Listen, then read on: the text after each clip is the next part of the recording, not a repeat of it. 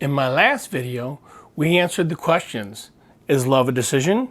Is love a choice? Is love a feeling for God? Today, we will answer these questions for us. And I promise you've never heard these answers. Stick around. You'll be surprised by the divine answers.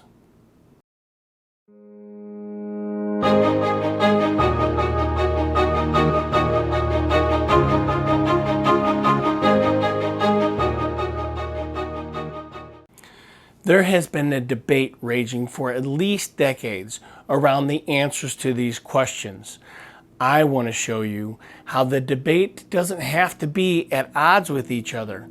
By using the definition, you can integrate into a more holistic way the answers to these questions. In the first video of this series, titled "What is the Best Definition of Love?" we start to wade into the answers to the question of love.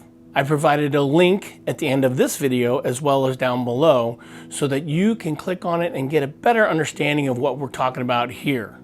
In addition, if you haven't subscribed yet, now's the time. Click away. So to give the definition one more time, love is wanting, learning, and doing what is best for the other person at all times. As discussed in the last video, God is the love and the source of all love and the source of this definition. He also created us in His image and likeness. Without getting too technical or theological, the image and likeness refers to our intellect and will, our ability to think about an issue and to choose a course of action. These are human attributes, but they are also attributes of God. And just like God is the source of all love, He is also the source of all rightly ordered thinking and good acts. These two gifts correlate to the definition parts of learning and doing what is best for the other person. In my second video, I made the correlation between the emotions and wanting. Wanting what is best for the other person can involve our emotions on the deepest level of who we are as human beings. But we don't necessarily have to have an emotional connection to another human being or to another person in order to do great acts of love. In other words, to learn and do what is best for them. So we have established that God is the source of love and a source of definition as well. So that means He is the source of each part of the definition too. He is the source of the wanting and the emotion, the learning and the doing. The first gift that we need to talk about is the gift of our will, our ability to choose one action over another. And where love is concerned, our will must be free to make the choice, whether it is for the good or the bad. Think about it. If God had created us to only do good acts, to only be obedient to Him, we would be nothing more than biological machines. And any good acts we did wouldn't be a credit to us because we would be just doing what we are programmed to do. This idea of free will, especially when it comes to love, has even made it into our stories in our culture. Stories of wizards and warlocks and wishes with potions. Love potions. In many of these stories, there is someone who's looking for a love potion to make the person who is the object of their affection fall in love with them. After they use it, things are great for a while. Then they discover that being worshipped by a biological robot is much different than being loved by someone who is chosen to love you. So the answer to the question, is love a choice? Yes, love is a choice. It has to be. We are not God who is love. We are human beings who hopefully are striving to love. Now, if that answer surprises you, wait till the end. We've got a nice twist on what that really means. Ultimately, there are two choices that our free will can make. The choice to love or not to love. And if we choose love, we need to use our understanding of the definition to help us to love better and more deeply. in every moment of every day. For the second option, if we freely choose not to rise to the challenge that love presents us, there is no definition to follow. You are the definition. Whatever you decide in this moment, whatever you decide next week, last week, it's all up to you. There really is no rules to follow when you choose not to love. So why did God give us these gifts of emotion, intellect, and will? He wants us to understand that from all eternity, He was going to create us out of love, and He wants us to understand that He loves us.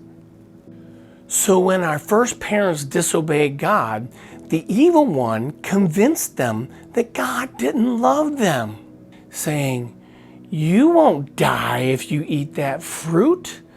God knows that when you eat it, you will become like Him, and He doesn't like competition. He is an oppressor, not a protector." Satan appealed to their pride to convince them that God didn't love them. From that time on, God is still trying to convince us that He loves us. Even when Adam and Eve, in their greatest moment of shame, were headed towards despair, God promised that He would send someone to do battle with Satan and defeat him. It's what a loving father does when his children are about to despair. So, the main reason that God has given us these gifts is so that we can come to know Him and choose to love Him. So the primary reason God gave us these gifts was so that we could learn that He does love us and choose to love Him in return. He didn't give these gifts to the animals. The animals cannot decide to love God. They cannot have a deep, intimate relationship with God. Only we can. Now, in general, the same experiences and processes we use to determine whether we're going to love someone, especially the one, are the same experiences and processes we use to determine whether we're going to love God. There are some really awesome correlations between the two that will help us to understand our experiences and how to process them so we can learn to love God better and to love each other better. There are many paths that God uses to help us to understand that we need to be in relationship with Him. God will use anything that happens in our life, anything that He can, to help us to understand that we need to be in relationship with Him. Some of these things are when we hit rock bottom and we have nowhere to go, and all we can do is reach out to Him in mercy. Or maybe from reading scripture, or maybe you went on a retreat, or maybe you just heard a great sermon on the radio. One of the ways that we fall in love with God goes like this. We come to an understanding that we have not been living our life in accordance with His will. We don't want to live our life that way anymore, and we want to change. We feel the deep hurt and regret the deep hurt that we have given to other people and offended the God who loves us. We simply, but honestly and sincerely reach out to God, tell Him we're sorry, ask Him for His help, ask Him for His forgiveness. He always hears and responds to these types of prayers, and that's really what it is a prayer. And He's going to give you all the grace, all the help that you need to change your life. And when we know we are forgiven, it is in that moment that God gives us His love. He pours His love into us and lifts us up. And because this experience is so powerful, all we want to do is love Him back.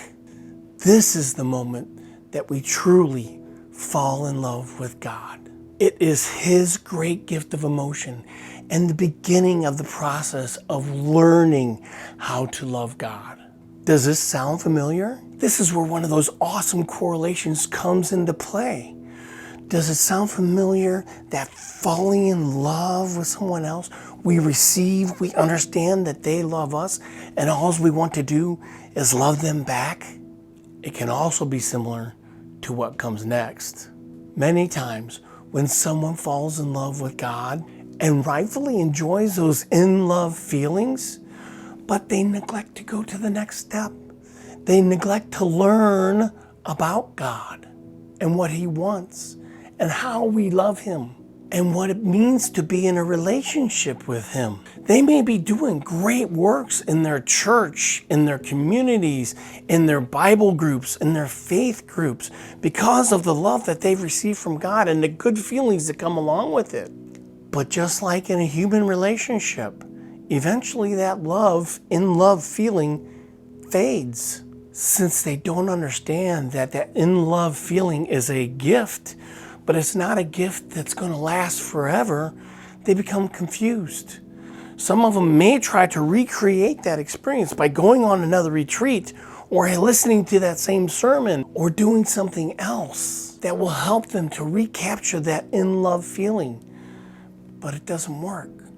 Then they begin to question whether the initial experiences and feelings that they had were really true.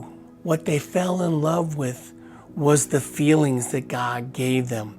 They fell in love with the gift of the emotion that God gave them, and not God, who is the giver of that gift. Feeling let down, that person often turns away from God and just returns to their old life. It can be similar in our human love relationships.